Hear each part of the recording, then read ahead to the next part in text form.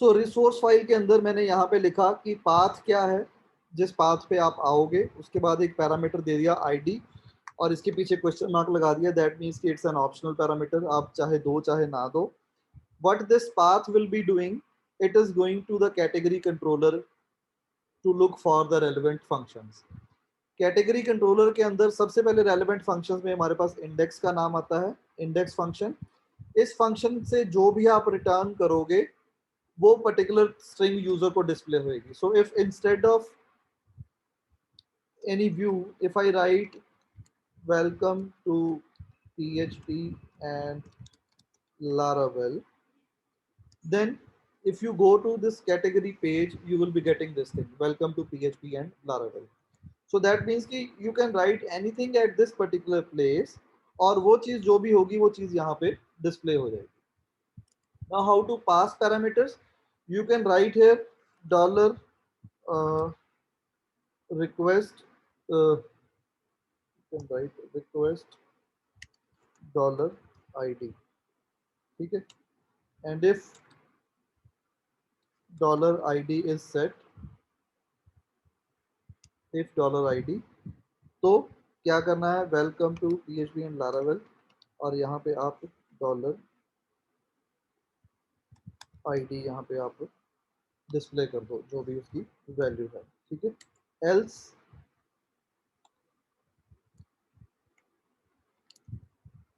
you return some plain string, no id available, ठीक है. So let's refresh this one. ये तो id का ऐसे ही आ गया. if id, then id का id चाहिए मुझे. या आप ऐसे करो इसको, यहाँ पे id की बजाय इस वेरिएबल का नाम रख दो आप, that will be more relevant. if dollar request, इसका id यहाँ पे सेट है तो ये डॉलर रिक्वेस्ट का id डिस्प्ले कर दे, नहीं तो दे कि ये no id is available, welcome to PHP and Laravel, no id available, क्योंकि मैंने यहाँ पे कोई पैरामीटर पास ऑन नहीं किया. But if I pass on some parameter, let's say category number 10, http://bit3 category 10, so you can see here it says welcome to PHP and Laravel 10. अगर मैं यहाँ पे कुछ और स्ट्रिंग यहाँ पे पास ऑन करता हूँ तो then it is going to display that string, http://bit3 category Rajiv. So it is going to display that parameter at this place. तो मतलब पैरामीटर पासिंग कैसे होएगी, यहाँ पे आपने ये ऑप्शनल पैरामीटर दिया है, ठीक है. अगर आप कोई भी पैरामीटर पास ऑन करते हो उस पैरामीटर का नाम बन जाएगा आईडी. कंट्रोलर के अंदर एक रिक्वेस्ट ऑब्जेक्ट ऑटोमेटिकली जो है वो प्लेस होता है और उस रिक्वेस्ट ऑब्जेक्ट के अंदर ये पैरामीटर्स सारे आते हैं. If I right something else over here, let's say मैं यहाँ पे लिख देता हूँ कैट आईडी, ठीक है. कैटेगरी में ये कैट आईडी, तो मुझे यहाँ पे भी आईडी की बजाय यहाँ पे कैट आईडी लिखना पड़ेगा, पैरामीटर कैट आईडी, ठीक है. And if you refresh this, you are getting it like this, ठीक है. सो अगर पर्टिकुलर कैटेगरी आपने प्रोवाइड करी है तो आपको वो कैटेगरी के साथ डिस्प्ले कर देगा. अगर आपने कोई कैटेगरी नहीं दी तो it is going to simply display के welcome to PHP and Laravel, no ID available. So let's go to this no ID condition. तो ये मैं राजीव यहाँ से डिलीट कर देता हूँ और सिंपल कैटेगरी यहाँ पे http://bit3/category ये ऐसे दिखाता हूँ. अब कोई कैटेगरी मैंने सप्लाई नहीं करी तो यहाँ पे नो आईडी अवेलेबल ये मैसेज आ गया. दूसरी बात, अब ये स्ट्रिंग्स पे तो काम नहीं चलेगा, we need to handle the views, ठीक है. अब आपको यहाँ पे अगर व्यूज करने हैं तो फिर हम क्या करेंगे, instead of returning this thing we are going to return a view. Return view, कौन सा व्यू, कैटेगरी डॉट इंडेक्स, ठीक है. अब ये व्यूज कैसे आपने स्पेसिफाई करने हैं, क्या नाम है इस व्यू का और ये कहाँ से आया पाथ इसका सारा, इसके लिए आपको क्या करना है, you need to go to your resource folder. Resource folder के अंदर आपको अपने व्यूज फोल्डर के अंदर जाना है, ठीक है। उसके बाद इस व्यूज फोल्डर के अंदर अब आपके जितने भी मॉडल्स होंगे ना, आपने उनके अलग अलग फोल्डर्स क्रिएट कर लेना, ठीक है। Let me go to this explorer canteen, यहाँ पे ये रिसोर्स फोल्डर, इसके अंदर ये व्यूज फोल्डर था। तो जैसे एक कैटेगरी नाम का फोल्डर बना लिया, वैसे ही यहाँ पे मैं न्यू फोल्डर क्रिएट कर लूंगा अपना एक प्रोडक्ट का। सो प्रोडक्ट के रिलेटेड जितने भी व्यूज होंगे वो सारे प्रोडक्ट के रिलेटेड व्यूज मेरे पास यहाँ पे आएंगे। अगर कोई कस्टमर का मॉडल है तो कस्टमर के रिलेटेड सारे व्यूज मैं यहाँ पे लिखूंगा, कस्टमर एंड सो ऑन। सो जितने आपके टेबल्स बनेंगे उतने टेबल्स के लिए सबके लिए आपने ये अलग अलग फोल्डर्स यहाँ पे क्रिएट कर लेने, ठीक है। अभी मेरे पास यहाँ पे कौन कौन से बने थे, कैंटीन के अंदर मैंने ये दो ही बनाए थे, एक कैटेगरी टेबल था और एक प्रोडक्ट टेबल था। तो कैटेगरी के व्यूज के लिए मैंने ये कैटेगरी फोल्डर क्रिएट कर लिया, प्रोडक्ट के व्यूज के लिए मैंने ये प्रोडक्ट फोल्डर क्रिएट कर लिया। एंड आई एज्यूम कि मेरे इस प्रोजेक्ट में कस्टमर का मॉडल भी आएगा, तो मैंने कस्टमर का फोल्डर भी यहाँ पे क्रिएट कर लिया। Now all these three models, these three folders you can see over here in views. ये कैटेगरी का आ गया, ये कस्टमर का आ गया और ये प्रोडक्ट का आ गया, ठीक है। अब इस कैटेगरी के अंदर आपको अलग अलग पेजेस यहाँ पे चाहिए, ठीक है। सो कौन कौन से पेजेस आपको चाहिए, we need the pages related to the CRUD, create, retrieve, update and delete,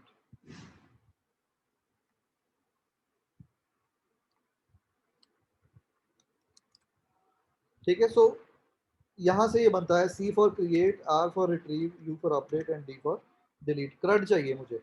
अब इस CRUD में सबसे पहले हम रिट्रीव को डिस्कस करते हैं। रिट्रीव करने के लिए आपके पास दो तरीके हैं, either you go for single record, ठीक है, और you retrieve the list of records.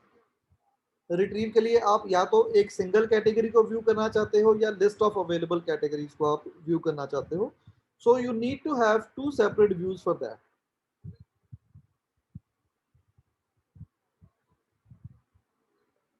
ये retrieve single record and list of record.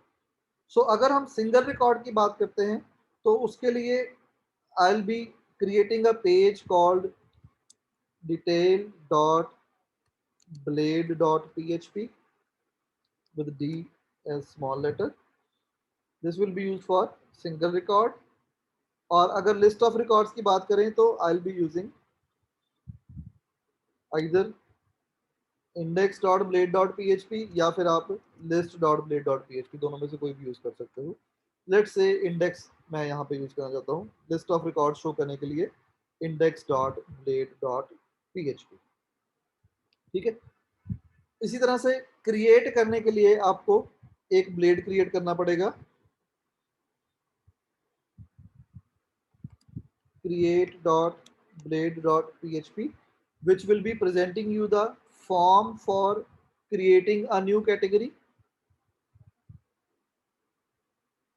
Update करने के लिए you need to create a page called edit.blade.php, and delete करने के लिए you don't need to create any blade, ठीक है, no blade required for deletion actually, ठीक है। अगर आपने डिलीशन का कोई मैसेज डिस्प्ले कराना है तो आप कंट्रोलर के थ्रू भी डिस्प्ले करा सकते हो and then you can move on to any other page. नहीं तो अगर आपने सेम पेज पे रहना है या कुछ भी करना है तो वो आप वो कर सकते हो। डिलीशन के लिए कोई ब्लेड की रिक्वायरमेंट स्पेसिफिक है सच नहीं रहेगी। So let me link this, ये कैसे है। क्रिएट के लिए you need to go with this create,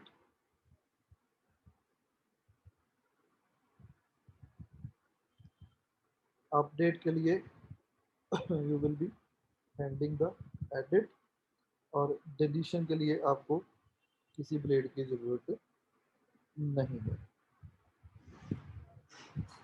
fine, so you need to have all these files. So let's quickly create all these blank files in my folder. तो यहाँ पे आप category page के अंदर चले जाओ, ये इंडेक्स की ब्लेड बन चुका है एक, न्यू फाइल करके आप यहाँ पे अपने विंडोज एक्सप्लोरर में बना सकते हो, पर मेरे पास यहाँ पे वो ऑप्शन नहीं है. So I will be pressing control N and then press control S for saving, and I will go to the http the canteen folder, resources folder, views folder, then category folder, and in this folder I'll be creating एक index मेरा बन चुका था पहले. Second is detail.blade.php, so I'll be quickly creating this detail.blade.php. then एक और new बना लेते हैं, control s, and I'll be naming this as edit.blade.php for the editing purpose. ठीक है. सो क्रिएट हो गया, डिटेल हो गया, इंडेक्स हो गया और एडिट हो गया, चारों ब्लेड्स मेरे पास यहाँ पे बन गए. And all these are the blank blade files, खाली हैं अभी. अभी इन फाइल्स को हम फिल करना शुरू करेंगे. सो फर्स्ट थिंग फर्स्ट, अब मैंने यहाँ पे बोला कि कैटेगरी वाले पेज पे आपने इस इंडेक्स पेज पे उसको भेजना है whenever you are going to request the list of categories. ठीक है. सो जब आपने कैटेगरी का कोई स्पेसिफिक नंबर वेब से मेंशन नहीं किया, तो then you need to see the list of categories available. पर अगर आपने यहाँ पे कैटेगरी के आगे स्लैश करके 1 या 2 या 3 ऐसे कुछ नंबर लगा दिया, दैट मीन्स कि you need to see the particular category, particular category. ठीक है.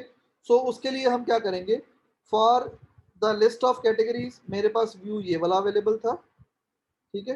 पर फॉर अ पर्टिकुलर कैटेगरी मेरे पास जो व्यू था वो कौन सा था, सिंगल रिकॉर्ड देखने के लिए detail dot blade dot P H P. So I will be writing category dot detail.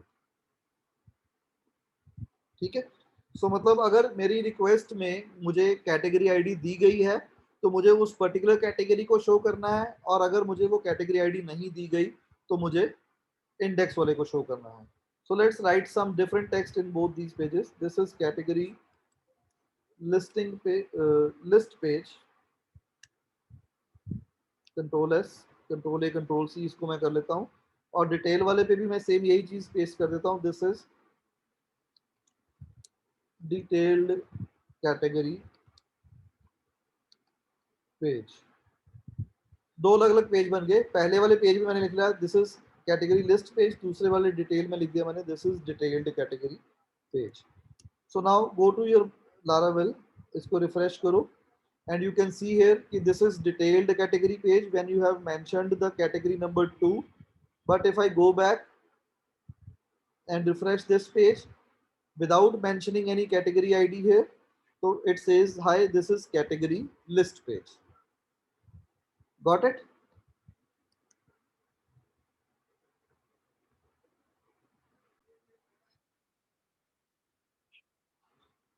अगला टास्क मैं दोबारा रिपीट कर रहा हूँ कि what is the next task, that on this detailed page I need to display कि कौन सी category है, कैटेगरी नंबर 1 है, 2 है या 3 है, that needs to be passed. तो वो मुझे यहाँ पे कैटेगरी की आईडी लिखनी पड़ेगी, क्या है आईडी, पर वो आईडी इसके पास पहुंचेगी कैसे, that ID will reach to it with the help of the controller. Controller में जो व्यू फंक्शन है, इस व्यू फंक्शन में you are going to write a function compact and then write the name of the variable that you want to pass. तो हम क्या करते हैं, यहाँ पे इसको उठा के यहाँ पे इसके साथ पेस्ट कर देते हैं, compact this thing. You need to pass the name of the variable. अब ये जो रिक्वेस्ट वेरिएबल है, ये इसकी वैलिडिटी तो सिर्फ इंडेक्स फंक्शन तक थी, it is not valid for the blade. तो मतलब कि ये यहाँ पे नहीं चलेगा. फिर मुझे क्या करना पड़ेगा, I need to extract the value of cat I D from this request. तो वो कैसे करेंगे, हम अपने इसको चेंज कर लेते हैं, इफ वाले स्ट्रक्चर को. If the cat I D is defined, then cat id is equal to request cat id.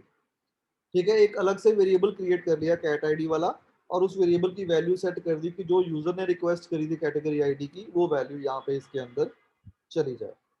ठीक है. And then you need to return this thing, ऐसे। तो इसको मैंने ब्रैकेट्स के अंदर डाल दिया क्योंकि ज्यादा स्टेटमेंट्स थी, 2 स्टेटमेंट्स थी, so it needs to be included in bracket. अब इस कैट आईडी पैरामीटर का नाम मुझे यहाँ पे स्पेसिफाई करना है, so I will be writing compact single quote के अंदर कैट आईडी। यहाँ पे डॉलर कैट आईडी नहीं लिखना बेटा आपने, यहाँ पे सिंपल कैट आईडी लिखना है as a string you need to pass on, compact cat ID. ठीक है, यहाँ से कैटेगरी आईडी पास ऑन होगा तो यहाँ पे उस कैटेगरी आईडी को आप रिसीव कर लोगे। ठीक है, PHP वाला ब्लॉक आप यहाँ पे क्रिएट कर लो।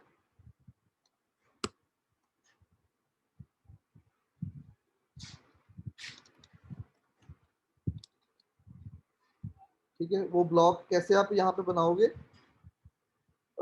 You can echo the cat ID value at this place. ठीक है, इसको दोबारा ओपन करते हैं एक बार बंद करके डिटेल, तो ये यहाँ पे अब सिंटैक्स के साथ कलर हाइलाइटिंग के साथ दिखा रहा है। This is detailed category page. ठीक है, और साथ में कैटेगरी इज इक्वल टू, यहाँ पे लिख देते हैं echo category is equal to and concatenate this with the cat id. ठीक है, let's make this inside the h2. Fine, so if you refresh this page, so you are getting this category id is equal to 2. ठीक है, so this is how you can pass the parameters from this particular query string to the page. Clear? अब अगर यहाँ में मैं कुछ और देता हूँ, यहाँ पे let's say I give it Rajiv http:// this thing, so it is showing me category is equal to Rajiv.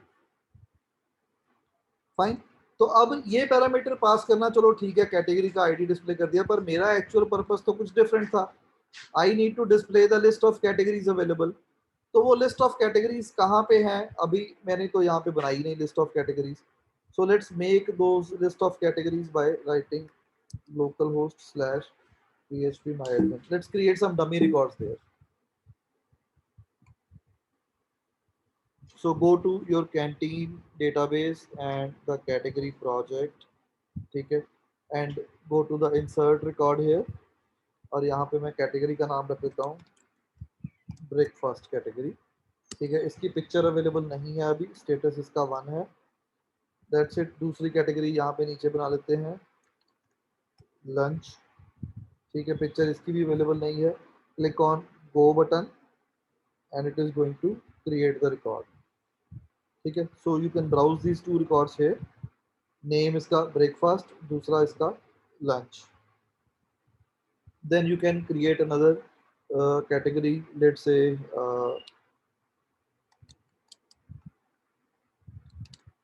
Indian, then you can write Chinese, नहीं Chinese में लिखना बहुत काम करता है इन्होंने, Italian। ठीक है, so these are the different categories for the food which are available in our canteen। तो मैंने ये 4 रिकॉर्ड्स यहाँ पे फिल कर दिए। Now I need to display these 4 records at this particular place on the category listing। ठीक है, अब उसके लिए हम लोग क्या करेंगे, first of all your controller must talk to the model and fetch all the records। ठीक है, and then after that only you will be able to show those records in the view। तो controller कैसे बात करेगा आपके model के साथ, उसके लिए आपको यहाँ पे अब अपने एक वेरिएबल क्रिएट करना पड़ेगा, dollar category is equal to category class colon colon latest.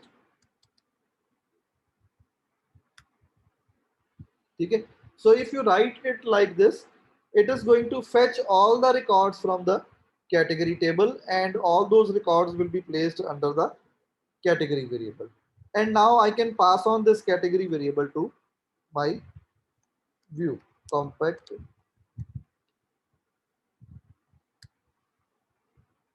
category। ठीक है, so let's see category list page। controller category not found. You need to use the model at this.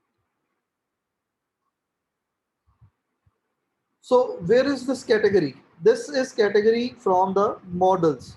तो ये models में यहाँ पे category available है, पर यहाँ पे आपको अपने इस पेज में इंक्लूड करनी पड़ेगी. इसके लिए आई will be writing on the top use app slash models slash category. ठीक है, if you right it like this, then the category model will be included in your controller, and from here you can get the latest records from the category model, और वो latest records आपके इस category variable के अंदर यहाँ पे आ जाएंगे. Now let's try to refresh this page. चल तो पड़ा है पेज, पर प्रॉब्लम क्या है, मुझे रिकॉर्ड तो दिखे ही नहीं यहाँ पे. भाई आप उसको दिखाओगे तभी दिखेंगे ना, अपने आप थोड़ी दिखेंगे. तो दिखाने के लिए क्या करना पड़ेगा, go to your index page. On in this index page you need to show all these records. So let's create a table here. इस टेबल के अंदर let me create a table head.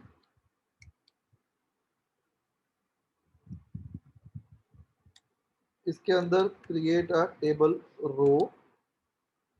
ठीक है, इसके अंदर I'll be writing id td sorry td here id, and then I need to show the name of the category.